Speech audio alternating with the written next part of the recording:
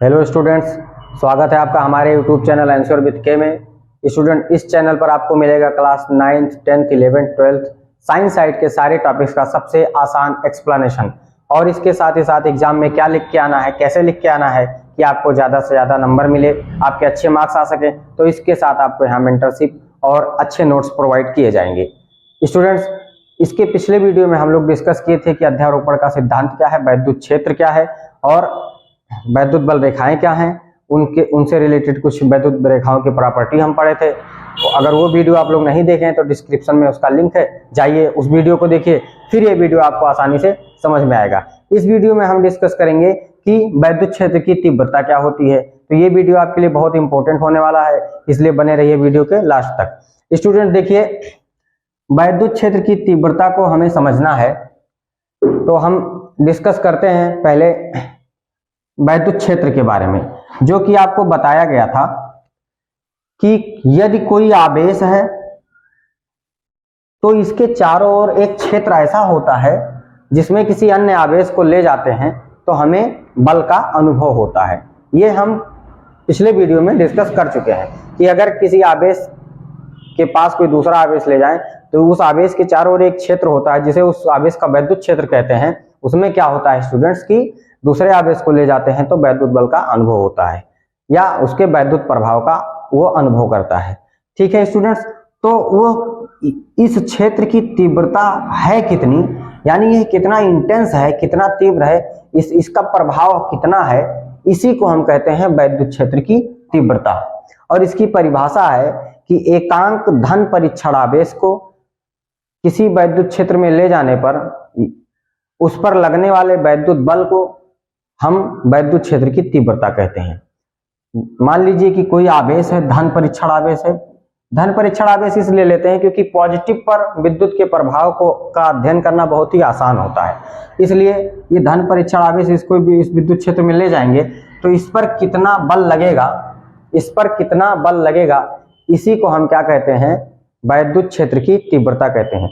एकांक धन परीक्षण आवेश पर कार्यरत वैद्युत बल को वैद्युत क्षेत्र की तीव्रता कहते हैं। मतलब कि वो उस आवेश पर कितना बल लगाता है, यही क्या है, वैद्युत क्षेत्र की तीव्रता है। तो तीव्रता वास्तव में देखा जाए तो बल ही होता है, पर वो एकांक आवेश पर लगने वाला बल होता है कि पर चार्ज वो कितना फोर्स लगा रहा है, कितना बल लगा रहा है, वही है वैद्युत क्षेत्र की तीव्रता। ठीक है स्टूडेंट्स, तो इसकी परिभाषा है, लिख लीजिए। तो स्टूडेंट्स, यह है वैद्युत क्षेत्र की परिभाषा, वैद्युत क्षेत्र के तीव्रता की परिभाषा। वैद्युत क्षेत्र के किसी बिंदु पर रखे परीक्षण आवेश के प्रति एकांक आवेश पर कार्यरत वैद्युत बल को हम लोग वैद्युत क्षेत्र की तीव्रता कहते हैं। इसे हम लोग ई से प्रदर्शित करते हैं। ठीक है, जैसे मान लीजिए कि किसी वैद्युत क्षेत्र में जो परीक्षण आवेश है वो Q0 है, Q0 आवेश रखा हुआ है। अब इस पर मान लीजिए लगने वाला बल F है। हम लोग ये मान लें कि किसी वैद्युत क्षेत्र में कोई आवेश Q0 रखा है जिस पर, ये परीक्षण आवेश है जिस पर लगने वाला बल क्या है, F है। देखिए यहाँ पर लिखा है एकांक आवेश पर। एकांक आवेश मतलब एक आवेश पर, एकांक आवेश का मतलब है एक आवेश पर कितना बल लगता है, वही वैद्युत क्षेत्र की तीव्रता होती है स्टूडेंट्स। तो यहाँ पर देखिए, मान लीजिए किसी वैद्युत क्षेत्र में Q0 आवेश रखा है और उस पर F बल लग रहा है, Q0 आवेश रखा है उस पर F बल लग रहा है, तो एक आवेश पर कितना बल लगेगा, वो हो जाएगा F/Q0। देखिए इसको ऐसे समझते हैं, इसको इस एक उदाहरण से समझते हैं। जैसे हम लोग छोटे क्लासेस में पढ़े हैं, मान लीजिए कि 5 रुपए की 10 टॉफी मिलती है। मान लीजिए कि 5 रुपए की 10 टॉफी मिलती है तो 1 रुपए की कितनी टॉफी मिलेगी। ये छोटे क्लासेस में हम लोग पढ़े हैं कि 5 रुपए की 10 टॉफी मिलती है तो 1 रुपए की 2 टॉफी मिलेगी। कैसे पता चलता था, हम लोग 10 में 5 से भाग दे देते थे तो हमको पता चल जाता था कि 1 रुपए में 2 टॉफी मिलेगी, तभी 5 रुपए में 10 टॉफी मिलती है। ठीक है, तो 5 रुपए में अगर 10 टॉफी मिलती है तो 1 रुपए में कितनी मिलेगी, 10/5 या 2 कह सकते हैं। तो इसका सीधा मतलब है कि अगर हमको 1 ज्ञात करना है तो इससे उधर क्या करना होता था, डिवाइड करना होता था। डिवाइड करना होता था, भाग देना होता था। इसी प्रकार से अगर Q नॉट आवेश पर F बल लग रहा है, Q नॉट आवेश पर F बल लग रहा है, तो एक आवेश पर F बटे Q नॉट लगेगा। 5 रुपए की 10 टॉफी मिलती थी, तो 1 रुपए की 10 बटे 5 मिलेगी, ये उधर बटे में चला जाता है। वैसे ही Q नॉट पर अगर F बल लगता है तो एक आवेश पर F बटे Q नॉट बल लगता है। और एक आवेश पर लगने वाले बल को हम वैद्युत क्षेत्र की तीव्रता कहते हैं। तो एक आवेश पर लगने वाला बल हमारा है F बटे Q नॉट। एक आवेश पर लगने वाला बल F बटे Q नॉट है। तो यही F बटे Q नॉट क्या होगा स्टूडेंट्स? वैद्युत क्षेत्र की तीव्रता। तो इसी वैद्युत क्षेत्र की तीव्रता को हम E से प्रदर्शित करते हैं। तो यहां से लिख देंगे E बराबर F बटे Q नॉट। E बराबर हो जाएगा स्टूडेंट्स F बटे Q नॉट। यही हमारे वैद्युत क्षेत्र की क्या हो जाएगी? तीव्रता हो जाएगी। एकांक आवेश पर लगने वाले बल को ही वैद्युत क्षेत्र की तीव्रता कहते हैं। तो यही हमारा वैद्युत क्षेत्र की तीव्रता हो जाएगी, जिसको हम लोग E से प्रदर्शित करते हैं। तो E बराबर हो जाएगा F बटे Q नॉट। अब यहां से देख लीजिए स्टूडेंट्स, ये वैद्युत क्षेत्र की तीव्रता है, तो आप इसका मात्रक देख लीजिए। वैद्युत क्षेत्र की तीव्रता का मात्रक देख लीजिए। इसका मात्रक बराबर इसका मात्रक बटे इसका मात्रक। अब ये बल है स्टूडेंट्स, बल का मात्रक क्या होता है? न्यूटन होता है। बल का मात्रक क्या होता है स्टूडेंट्स? न्यूटन होता है, न्यूटन। बल का मात्रक न्यूटन, और बटे है आवेश का मात्रक क्या होता है? कूलाम होता है। आवेश का मात्रक कूलाम, तो इसका मात्रक हो जाएगा न्यूटन प्रति कूलाम या न्यूटन पर कूलाम। इसको ऐसे भी लिखते हैं न्यूटन, और ये कूलाम ऊपर जाएगा तो इस पर एक पावर हमेशा छिपा होता है। किसी पर भी एक का पावर, एक का घात हमेशा छिपा होता है। तो ये ऊपर जाए, नीचे प्लस एक छिपा रहेगा, ऊपर जाएगा माइनस एक हो जाएगा, न्यूटन प्रति कूलाम। तो ऐसे लिखा रहेगा तब भी समझ जाएंगे कि वो क्या है? वैद्युत क्षेत्र की तीव्रता है। या ऐसे लिखा रहेगा तब भी समझ जाएंगे क्या है? वैद्युत क्षेत्र की तीव्रता है। इसका एक और मात्रक होता है स्टूडेंट्स, वो होता है वोल्ट प्रति मीटर। इसका एक और मात्रक होता है, वो होता है वोल्ट प्रति मीटर, जो आपको आगे पढ़ाया जाएगा। इसका एक और मात्रक होता है वोल्ट प्रति मीटर। तो वैद्युत क्षेत्र की तीव्रता के दो मात्रक हो गए, न्यूटन प्रति कूलाम और वोल्ट प्रति मीटर। अब देखेंगे स्टूडेंट्स, इसका मात्रक पता चल गया, तो चलिए इसकी बीमा निकाल लेते हैं हम लोग। इसकी बीमा निकाल लेते हैं। इसका मात्रक पता चल गया तो बीमा निकाल लेते हैं। अब वैद्युत क्षेत्र की तीव्रता की बीमा बराबर बल की बीमा बटे आवेश की बीमा। ये Q नॉट है पर ये आवेश ही है ना, तो बल की बीमा बटे आवेश की बीमा। बल की बीमा हम लोग जानते हैं m(L)T-2 होता है। m(L)T-2 होता है स्टूडेंट्स। बल की बीमा क्या होती है? m(L)T-2।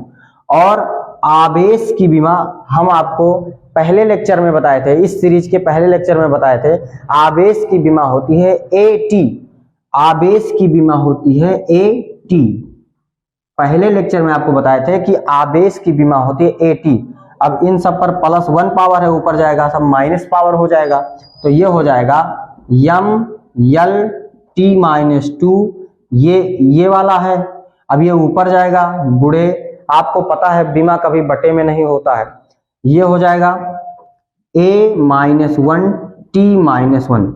देखिए स्टूडेंट्स, ये नीचे सब पर +1 छिपा था, ऊपर जाएगा तो -1 हो जाएगा, A-1T-1।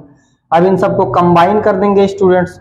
तो जब हम इसको कंबाइन करेंगे स्टूडेंट्स, तो देखिए T पे पावर -2 है, यहाँ T पे पावर -1 है, तो टोटल हो जाएगा -2 -1, ये हो जाएगा -3। तो ये हो जाएगा स्टूडेंट्स m(L)T। अब देखिए T पे पावर यहाँ -2 है, यहाँ -1 है, तो हो जाएगा -3, और A हमारा हो जाएगा -1। तो हमारा वैद्युत क्षेत्र की तीव्रता का बीमा मिल गया। वैद्युत क्षेत्र की तीव्रता की बीमा है m(L)T-3, ये -1। मात्रक है न्यूटन प्रति कूलाम या वोल्ट प्रति मीटर, और बीमा है m(L)T-3 A-1। ये बीमा है और ये मात्रक है स्टूडेंट्स। बाकी हम डिस्कस करेंगे नेक्स्ट सेक्शन के अंदर। तो स्टूडेंट्स, हमारा नेक्स्ट टॉपिक है बिंदु आवेश के कारण वैद्युत क्षेत्र की तीव्रता। अब एग्जाम में हमारे आएगा कि बिंदु आवेश के कारण वैद्युत क्षेत्र की तीव्रता का व्यंजक प्राप्त कीजिए या सूत्र की स्थापना कीजिए। तो इसको किस तरह से हम एग्जाम में लिख के आएंगे स्टूडेंट्स?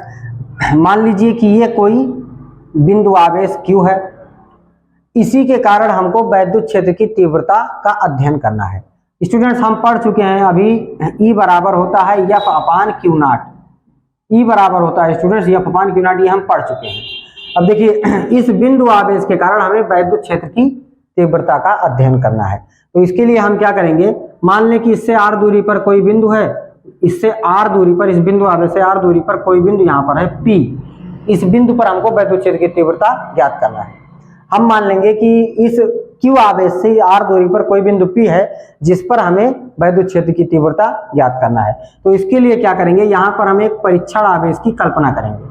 यहाँ पर हम क्या करेंगे स्टूडेंट्स, एक धन परीक्षण आवेश की कल्पना करेंगे, क्योंकि वैद्युत क्षेत्र की तीव्रता जो होती है वो वास्तव में बताती है कि बल कितना लग रहा है। तो इस आवेश के कारण यहाँ पर बल लगाने के लिए कोई दूसरा आवेश चाहिए, क्योंकि बल कम से कम दो आवेशों के बीच ही लगता है। तो यहाँ पर कोई दूसरा आवेश चाहिए, इसलिए यहाँ पर हम एक धन परीक्षण आवेश Q नॉट को मान लेंगे या उसकी कल्पना करेंगे। ठीक है स्टूडेंट्स, ये हमारा बिंदु आवेश है, इससे r दूरी पर कोई बिंदु P है जहां पर हमको वैद्युत क्षेत्र की तीव्रता ज्ञात करनी है। उसके लिए हम क्या करेंगे स्टूडेंट्स, एक धन परीक्षण आवेश की कल्पना करेंगे। स्टूडेंट्स हम लिखेंगे ऐसे कि माना कोई बिंदु आवेश Q है, देखिए यहाँ पर बिंदु आवेश Q है, जिससे r दूरी पर वैद्युत क्षेत्र की तीव्रता का अध्ययन करना है। हमें r दूरी पर वैद्युत क्षेत्र की तीव्रता का अध्ययन करना है। इसके लिए बिंदु आवेश से r दूरी पर एक धन परीक्षण आवेश Q नॉट की कल्पना करते हैं। हम यहाँ पर एक धन परीक्षण आवेश Q नॉट की क्या करते हैं, कल्पना करते हैं। अब देखिए ये Q नॉट की कल्पना की है, यहाँ पे तो दो आवेश है, उनके बीच की दूरी r है, तो कूलाम के नियम से इन पर बल लगेगा। और कूलाम का नियम पिछले लेक्चर में बताया गया है, आपको रटा हुआ है, F is equal to 1/4πε0 Q1 Q2 बटे r स्क्वायर, ये उसका मैथमेटिकल रूप या गणितीय रूप है। तो यहाँ पर देखेंगे कूलाम के नियम से Q नॉट पर लगने वाला वैद्युत बल। अब इस Q नॉट पर कितना बल लगेगा इस आवेश के कारण, वो कूलाम के नियम से देखेंगे। कूलाम का नियम होता है स्टूडेंट्स F बराबर 1/4πε0 Q1 Q2 बटे r स्क्वायर। Q1 के जगह पर Q है स्टूडेंट्स, और Q2 के जगह पे Q नॉट है, और बटे हो जाएगा r स्क्वायर। ठीक है स्टूडेंट्स, देखो F बराबर 1/4πε0 Q1 Q2 बटे r स्क्वायर। तो यहाँ पर F बराबर 1/4πε0 Q1 के जगह पर Q है, और Q नॉट Q2 के जगह पे Q नॉट बटे r स्क्वायर हो जाएगा। अब देखिए स्टूडेंट्स ये Q नॉट यहाँ पर गुणा कर रहा है, इधर आएगा भाग करेगा। Q नॉट इसमें क्या कर रहा है, गुणा कर रहा है, तो इधर आएगा भाग करेगा, और भाग का मतलब होता है बटे, तो ये हो जाएगा F बटे Q नॉट बराबर हो जाएगा 1/4πε0 Q नॉट इधर आ जाएगा तो Q ही बचेगा, और बटे हो जाएगा r स्क्वायर। देखो Q नॉट इधर आ जाएगा तो Q ही बचेगा, बटे r स्क्वायर। अब आप देखिए F बटे Q नॉट के जगह पर हम क्या रख सकते हैं, E रख सकते हैं, क्योंकि E बराबर F बटे Q नॉट होता है स्टूडेंट्स। E बराबर F बटे Q नॉट होता है, जो कि आपको वैद्युत क्षेत्र की तीव्रता की परिभाषा में बताया गया है। तो यहाँ पर F बटे Q नॉट के जगह पर हम रख देंगे E, तो E बराबर हो जाएगा स्टूडेंट्स 1/4πε0 Q बटे r स्क्वायर। ये हमारा बिंदु आवेश के कारण वैद्युत क्षेत्र की तीव्रता का व्यंजक है या सूत्र है। अब देखिए चूंकि वैद्युत क्षेत्र की तीव्रता सदिश राशि है, इसकी दिशा प्लस से माइनस की ओर होती है, तो ये इसका मैथमेटिकल रूप है। सदिश रूप में जब लिखेंगे तो वेक्टर फॉर्म में हो जाएगा E वेक्टर बराबर 1/4πε0 Q बटे r स्क्वायर, और यहाँ पर r कैप का गुणा करा देंगे। r कैप का क्या कर देंगे, गुणा कर देंगे स्टूडेंट्स, क्योंकि ये r कैप एक यूनिट वेक्टर है, एकांक सदिश है, और एकांक सदिश का मान 1 होता है, तो सदिश के रूप में ये कैप हमेशा 1 माना जाता है। तो ये इसका वेक्टर फॉर्म है या सदिश रूप है। तो अदिश रूप में ये है, सदिश रूप में ये है। अब स्टूडेंट्स अगर हम मान लें कि ये जो Q बिंदु आवेश है ये किसी माध्यम में रखा है, ये जो Q बिंदु आवेश है ये किसी माध्यम में रखा है, तो जब माध्यम की बात होगी तो मैं आपको बताया हूं स्टूडेंट्स, माध्यम की बात होगी तो एप्सिलॉन 0 की जगह पर क्या रखेंगे, एप्सिलॉन रखेंगे। माध्यम की बात होगी तो एप्सिलॉन 0 की जगह क्या रखेंगे, एप्सिलॉन रखेंगे स्टूडेंट्स। तो मान लीजिए कि किसी माध्यम में अगर है, मान लीजिए कि किसी अन्य माध्यम में है, कौन सा माध्यम है, के परावैद्युतांक का माध्यम है।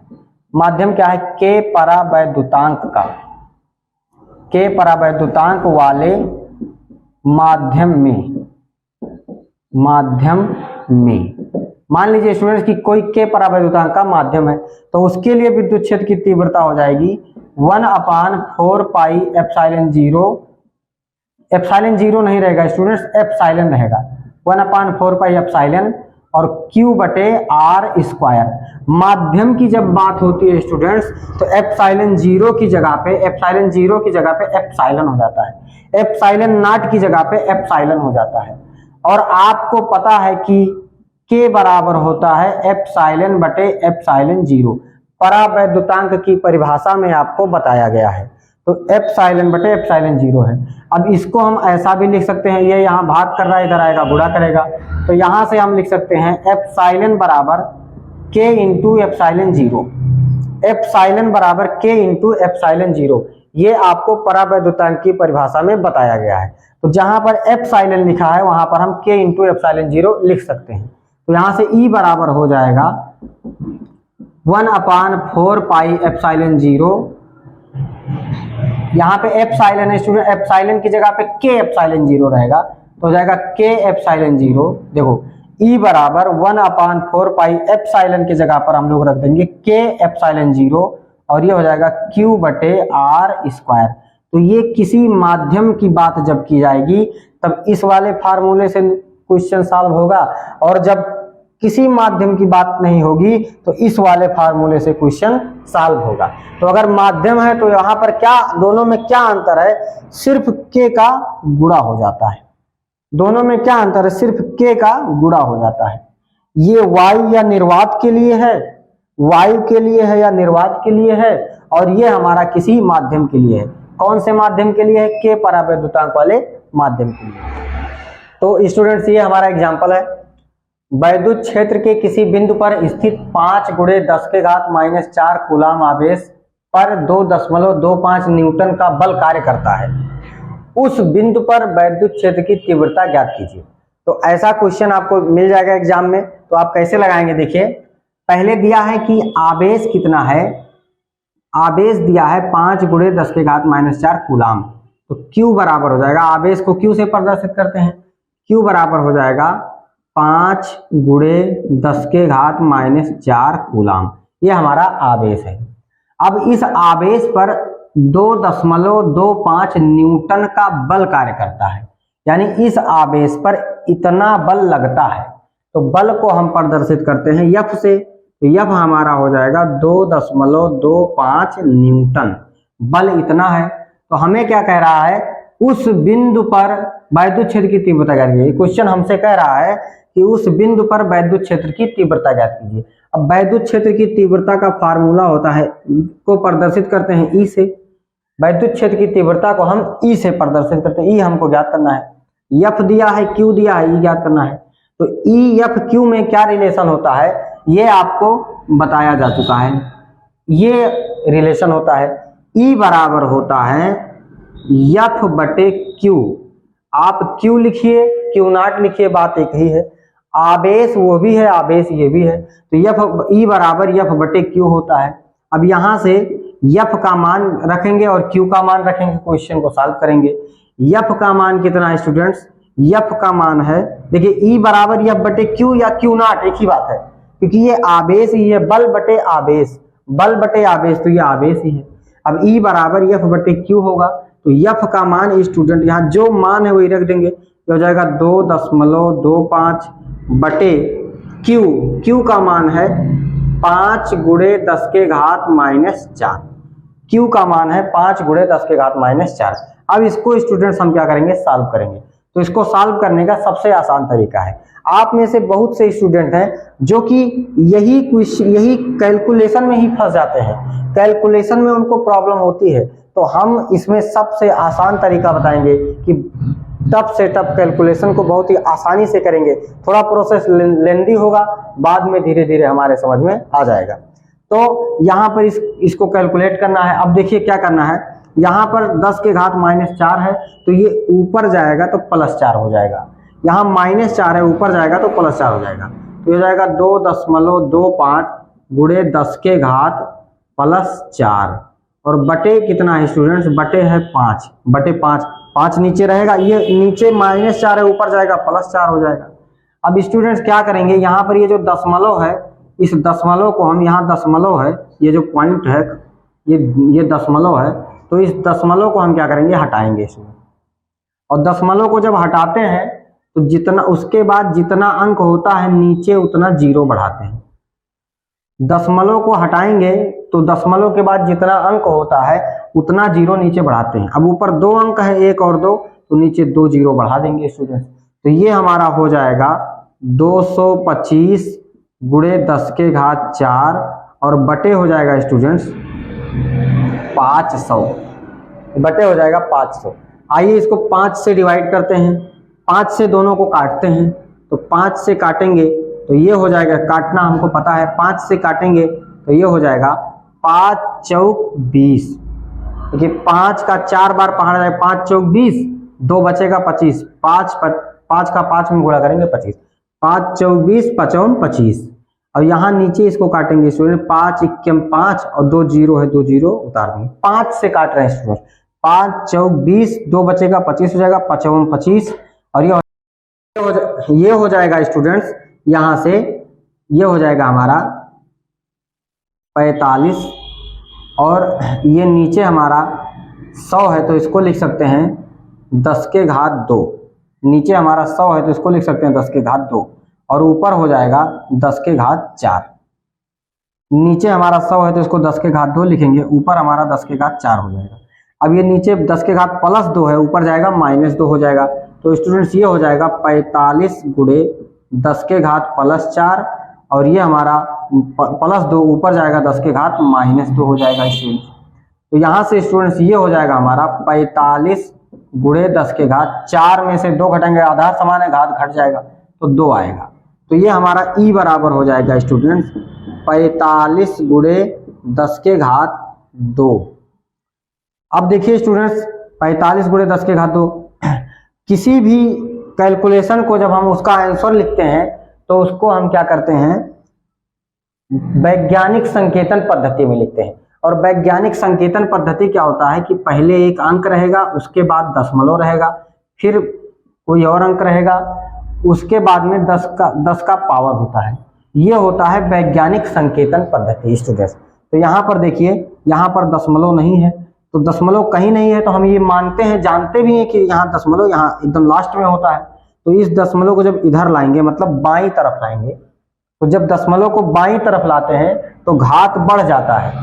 ये बात दिमाग में बैठा लीजिएगा स्टूडेंट्स, एक छोटे से कैलकुलेशन से आपको सारी चीजें मैं सिखा दूंगा। जब दशमलव को बाईं तरफ लाते हैं तो घात बढ़ जाता है, और जब दशमलव को दाईं तरफ ले जाते हैं तो घात घट जाता है। जब बाईं तरफ लाएंगे तो घात बढ़ जाएगा, दाईं तरफ ले जाएंगे तो घात घट जाएगा। तो यहाँ दशमलव इसको इधर लाएंगे तो ये हो जाएगा 4.5, ये हो जाएगा 4.5 गुणे 10 के घात 2 था, एक अंक इधर आया है तो ये हो जाएगा 3, तो 4.5 गुणे 10 के घात 3। अब ये विद्युत क्षेत्र की तीव्रता है तो इसका मात्रक होता है न्यूटन प्रति कूलाम, तो ये हमारा आंसर हो जाएगा। इस तरह से हम क्वेश्चन को सॉल्व करेंगे स्टूडेंट्स। यहाँ पर हम भाग भी दे सकते थे तो उसमें और थोड़ा कॉम्प्लिकेटेड हो जाता, तो आसान तरीके से हम इस तरह से लगा देंगे। बस 2-3 बातें दिमाग में रखेंगे, दशमलव को जब हम बाईं ओर लाएंगे तो घात बढ़ेगा, दाईं ओर ले जाएंगे तो घात घटेगा। अब देखिए स्टूडेंट्स, यहाँ पर दशमलव कहीं नहीं है, तो हम जानते हैं जहां दशमलव कहीं नहीं होता है तो एकदम लास्ट में होता है, तो उसको जब हम बाईं ओर लाएंगे तो जितना बाएं ओर लाएंगे उतना घात बढ़ेगा, जितना दाईं ओर ले जाएंगे उतना घात घटेगा। तो दिस इज योर आंसर, अर्थात उस बिंदु पर वैद्युत क्षेत्र की तीव्रता 4.5 गुणे 10 के घात 3 न्यूटन प्रति कूलाम होगी। इस तरह से लगाएंगे। अब नेक्स्ट एग्जाम्पल, हमारा नेक्स्ट एग्जाम्पल है, एक बिंदु आवेश से 1 मीटर की दूरी पर उत्पन्न वैद्युत क्षेत्र की तीव्रता 450 न्यूटन प्रति कूलाम है, आवेश का मान ज्ञात करना है। स्टूडेंट्स, इसमें हमको आवेश का मान ज्ञात करना है। तो देखिए इसमें इस क्वेश्चन को हम सॉल्व करते हैं, जो जैसा दिया है पहले उसको लिख लेते हैं, अब यहाँ पर यह है एक बिंदु आवेश से 1 मीटर की दूरी पर, दूरी कितना है स्टूडेंट्स 1 मीटर, दूरी को हम r से प्रदर्शित करते हैं, r बराबर हमारा हो गया 1 मीटर। और कह रहा है उत्पन्न वैद्युत क्षेत्र की तीव्रता 450 न्यूटन प्रति कूलाम है। वैद्युत क्षेत्र की तीव्रता को हम लोग E से प्रदर्शित करते हैं, तो E दिया गया है 450 न्यूटन प्रति कूलाम। आवेश का मान ज्ञात कीजिए, हमको आवेश ज्ञात करना है। आवेश को किससे प्रदर्शित करते हैं, Q से प्रदर्शित करते हैं, हमको Q का मान ज्ञात करना है। हमको स्टूडेंट्स Q का मान ज्ञात करना है। तो यहाँ पर देखिए माध्यम कोई नहीं दिया है तो हम समझ जाएंगे कि कौन सा माध्यम है, वायु। जब कोई माध्यम नहीं दिया रहेगा तो ये अंडरस्टूड रहेगा कि वायु है, ठीक है। तो यहाँ पर हमको आवेश का मान ज्ञात करना है। अब देखिए E, Q और R में क्या संबंध होता है। अब यहाँ पर वायु के लिए ये वाला फार्मूला अप्लाई करेंगे, वायु रहेगा स्टूडेंट्स तो ये वाला फार्मूला अप्लाई करेंगे जो कि आपको बताया गया है, और माध्यम रहेगा तो उसके लिए ये वाला फार्मूला अप्लाई करेंगे जहां पर ये K परावैद्युतांक है। तो वायु के लिए ये वाला फार्मूला लगाएंगे।